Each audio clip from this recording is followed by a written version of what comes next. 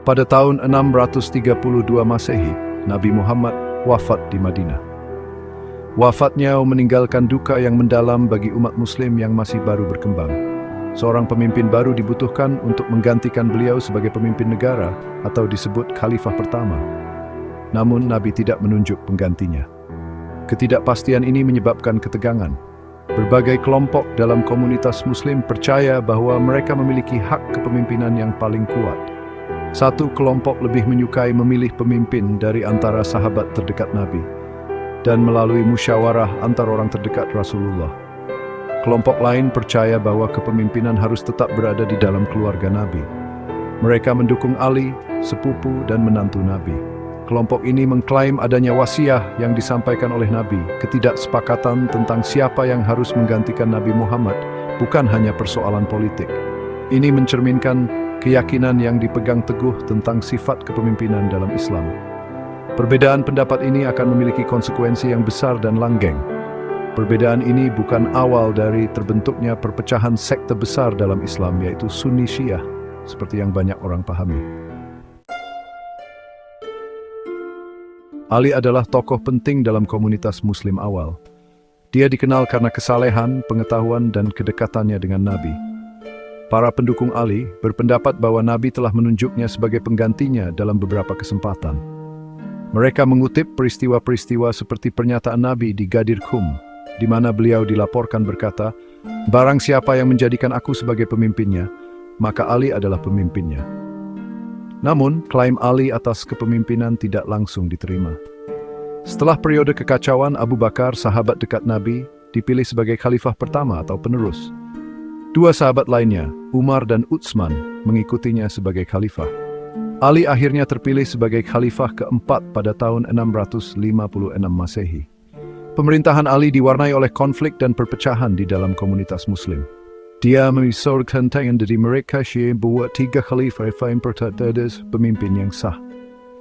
Ini menyebabkan beberapa pertempuran, termasuk Perang Jamal dan Pertempuran Siffin.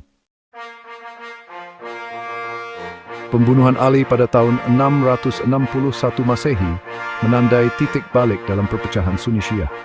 Muawiyah, gubernur Suriah dan saingan Ali mendirikan dinasti Umayyah. Bani Umayyah memindahkan ibu kota dari Madinah ke Damaskus dan mengukuhkan kekuasaan mereka atas kerajaan Islam yang luas. Meskipun tidak secara langsung menentang kesalehan Ali, Bani Umayyah menekankan pentingnya konsensus dan kepemimpinan komunitas. Mereka mengecilkan status istimewa keluarga Nabi. Pendekatan ini menarik bagi sebagian besar penduduk Muslim. Di bawah Bani Umayyah, konsep kepemimpinan ala dinasti mulai muncul dalam tubuh kekhalifahan. Yang sebelumnya ditentang kalau kekhalifahan tidak harus dari keturunan khalifah sebelumnya. Setelah Umayyah memerintah, beliau justru menerapkan keturunannya yang harus menjadi pengganti khalifah. Pada dinasti Umayyah ini terjadi tragedi Karbala. Disinilah awal mula aliran Syiah lahir, dan saat itu Sunni belum ada. Kemudian beberapa tahun berlangsung, dinasti Umayyah digulingkan oleh dinasti Abbasiyah. Abbasiyah yang mencari legitimasi menampilkan diri mereka sebagai pewaris sejati warisan Nabi. Mereka menuduh Bani Umayyah melakukan korupsi dan penyimpangan dari prinsip-prinsip Islam. Abbasiyah menjalin hubungan dekat dengan cendekiawan yang akhirnya melahirkan unsur-unsur Sunni atau mazhab. Mereka mendukung pengembangan lembaga pendidikan dan hukum Sunni. Periode ini menyaksikan munculnya ulama Sunni terkemuka seperti Imam Abu Hanifah, Imam Malik, Imam Syafi'i, dan Imam Ahmad bin Hanbal yang mengkodifikasi 4 mazhab utama fikih Sunni. Periode Abbasiyah adalah masa keemasan bagi peradaban Islam. Periode ini menyaksikan perkembangan seni, sastra, sains, dan filsafat. Namun, periode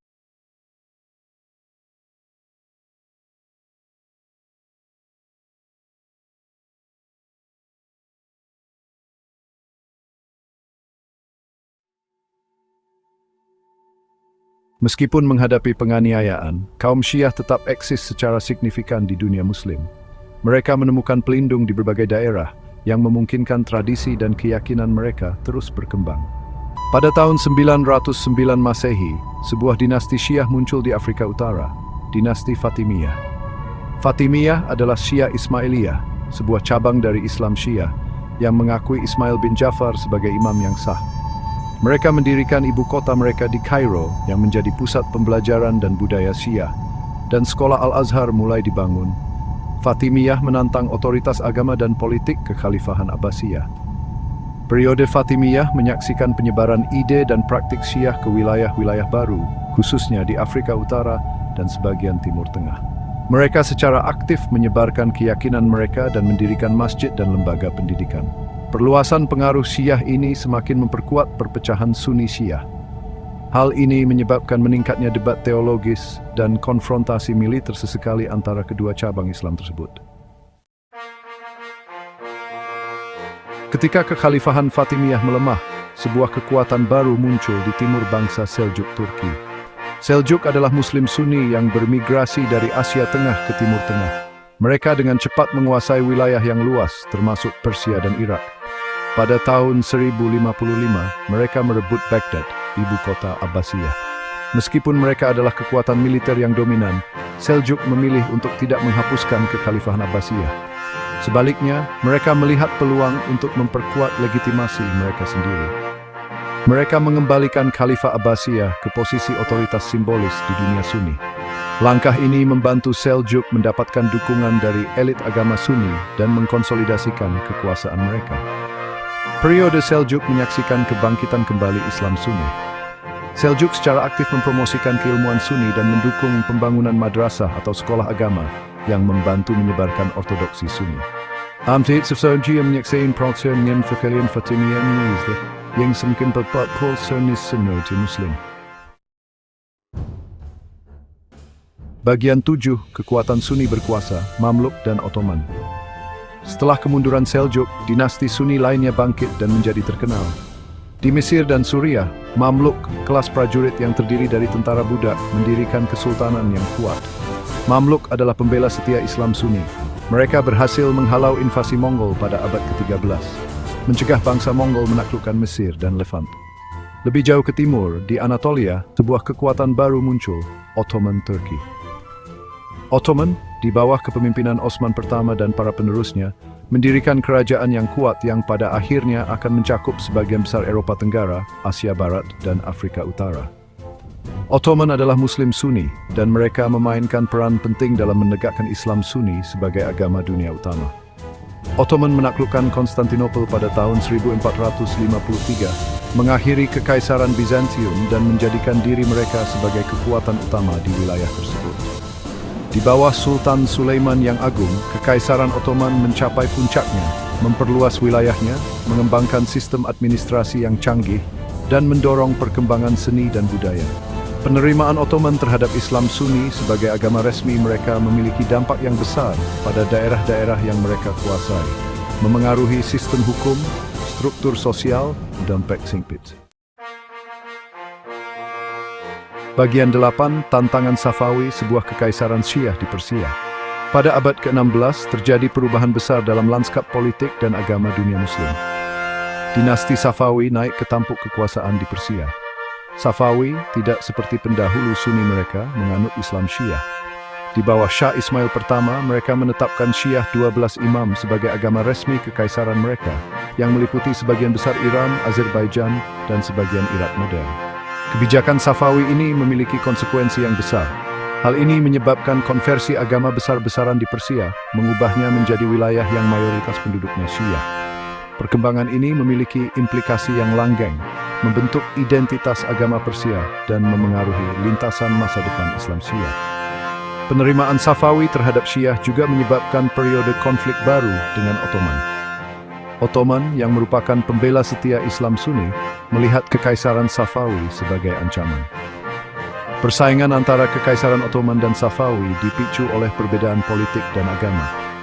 Kedua kekaisaran tersebut terlibat dalam serangkaian perang sepanjang abad ke-16 dan ke-17. Konflik-konflik ini memperkuat perpecahan Sunni Syiah di wilayah tersebut dan memiliki konsekuensi yang langgeng bagi geografi politik Timur Tengah. Bagian 9, Perpecahan Sunni Syiah di dunia modern. Perpecahan Sunni Syiah terus membentuk lanskap politik dan sosial dunia Muslim saat ini. Sementara mayoritas Muslim adalah Sunni, populasi Syiah yang signifikan ada di Iran, Irak, Lebanon, Bahrain, dan negara-negara lain.